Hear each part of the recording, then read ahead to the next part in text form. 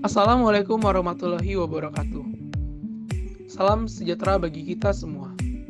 Shalom, Om Swastiastu, Namo Buddhaya, dan salam kebajikan.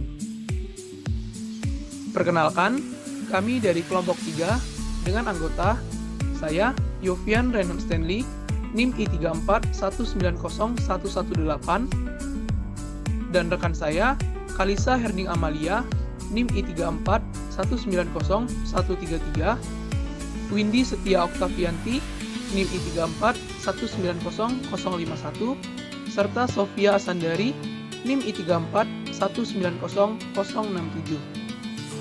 Pada kesempatan kali ini, kami akan mempresentasikan hasil diskusi dari kelompok kami mengenai pokok bahasan ke-9 mata kuliah pengantar manajemen, yaitu mengelola perubahan organisasi dan inovasi.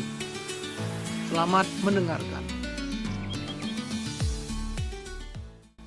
Perubahan dalam organisasi. Perubahan dalam organisasi menurut Robbins dan Coulter tahun 2005 adalah setiap perubahan pada manusia, struktur, dan teknologi pada suatu organisasi. Perubahan ini akan selalu ada dan tidak dapat dihilangkan. Dengan karakteristik tidak konstan, ada variasi dan derajat perubahan, menghasilkan ketidakpastian, tapi tak semuanya tidak terduga, dan menciptakan ancaman serta peluang. Macam-macam faktor pendorong perubahan. Faktor internal yaitu perubahan strategi, ketenagakerjaan, perlengkapan dan peralatan yang baru, serta perubahan sikap dan perilaku karyawan. Sedangkan faktor eksternal ada perubahan pangsa pasar, peraturan dan regulasi pemerintah, perkembangan teknologi, dan perubahan ekonomi. Jenis-jenis perubahan yaitu ada perubahan terencana dan perubahan reaktif. Perubahan terencana dirancang dan diimplementasikan secara berurutan dan tepat waktu sebagai antisipasi peristiwa di masa depan. Sedangkan perubahan reaktif merupakan suatu respon terhadap peristiwa yang terjadi. Selanjutnya ada peran manajer, yaitu sebagai manajemen perubahan dan sebagai katalisator perubahan. Agen perubahan, manajer sebagai agen perubah internal, non-manajer yaitu staf, ahli atau ahli khusus yang menangani perubahan khusus, dan konsultan sebagai agen perubah eksternal dan ahli penerapan perubahan. Proses perubahan dibagi menjadi dua, dan dideskripsikan dengan metafora air tenang atau metafora air cepat. Metafora air tenang dengan perubahan seperti kapal melintasi perairan yang tenang. Dengan unfreezing the status quo, menambah kekuatan perubahan seperti komitmen perusahaan terhadap perubahan, mengurangi resistensi terhadap perubahan, dan penggabungan kedua langkah tersebut. Lalu, changing a new status and rephrasing to make the change permanent, atau mengubah status baru dan mempermanenkan perubahan itu.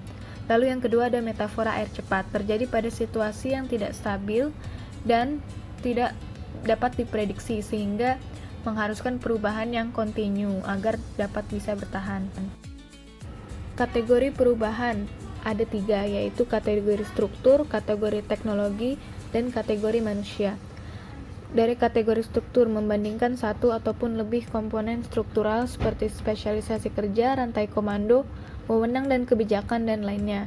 Merubah struktur organisasi sesuai dengan kebutuhan saat ini. Yang kedua, kategori teknologi.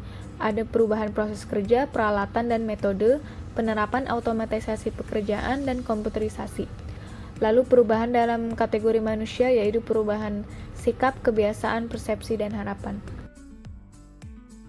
Teknik pengembangan organisasi menurut Robbins dan Coulter tahun 2005, yaitu pelatihan sensitivitas, pembentukan tim, pengembangan intergroup, konsultasi proses, dan survei feedback untuk menghasilkan relasi kerja interpersonal yang lebih efektif. Mengelola resistensi terhadap perubahan. Resistensi tersebut ada karena alasan 1. Nyaman dan aman dengan kondisi lama, 2. Tidak paham akan proses dan manfaat perubahan, yang ketiga takut kehilangan status, wewenang, jabatan, atau kepercayaan diri, dan yang keempat adanya persepsi keliru tentang perubahan yang tidak sesuai tujuan dan budaya organisasi. Aksi manajer mengelola perubahan terbagi menjadi 6 bentuk, yaitu dengan pendidikan dan komunikasi, partisipasi, fasilitasi dan dukungan, negosiasi, manipulasi dan kooptasi, atau dengan paksaan.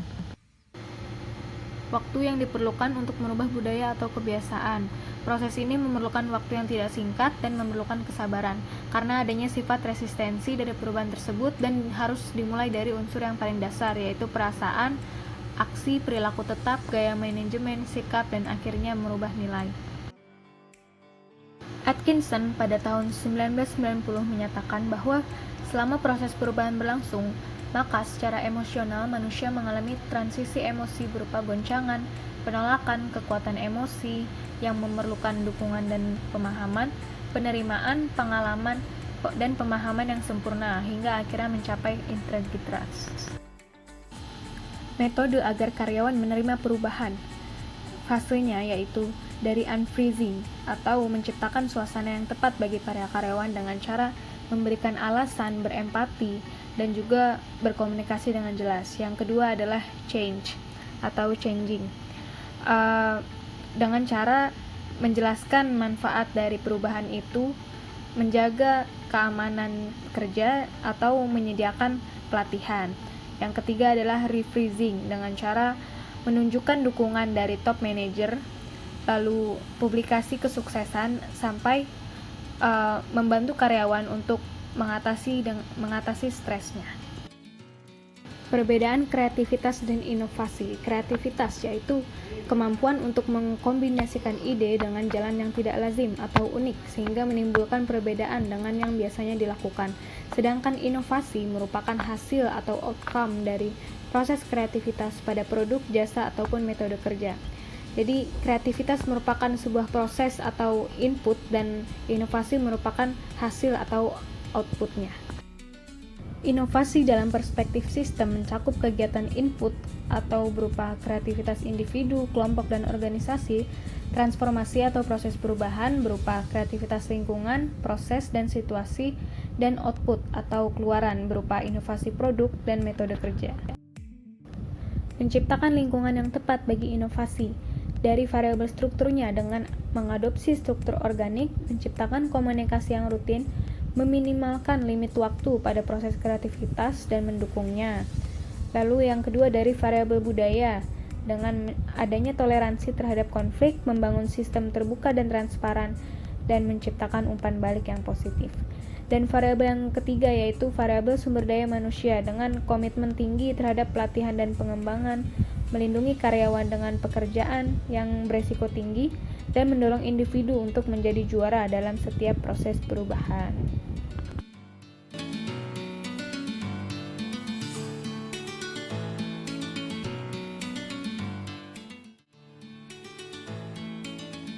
Contoh dari perubahan terencana yaitu misalkan sebuah perusahaan air mineral berinovasi dalam penggunaan kemasan yang ramah lingkungan untuk mengurangi penggunaan plastik yang dapat mengancam kelestarian lingkungan.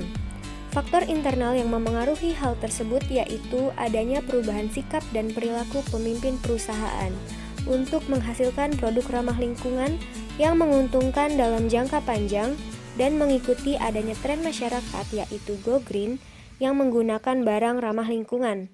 Perubahan terjadi dengan proses metafora air tenang atau bertahap dengan meminimalisir penggunaan plastik pada kemasan produk serta mengubahnya menjadi kemasan yang mudah terurai dan pastinya ramah lingkungan.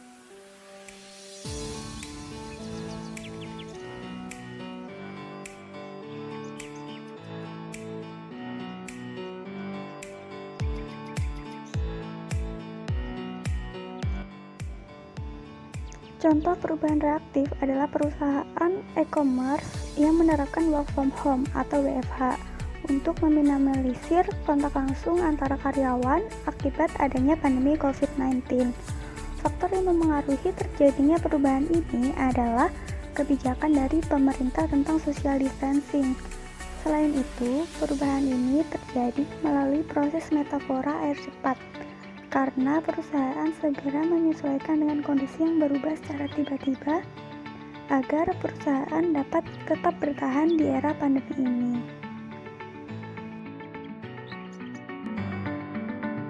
Sekian presentasi dari kelompok kami. Lebih kurangnya kami mohon maaf. Terima kasih, semoga bermanfaat, dan sampai jumpa.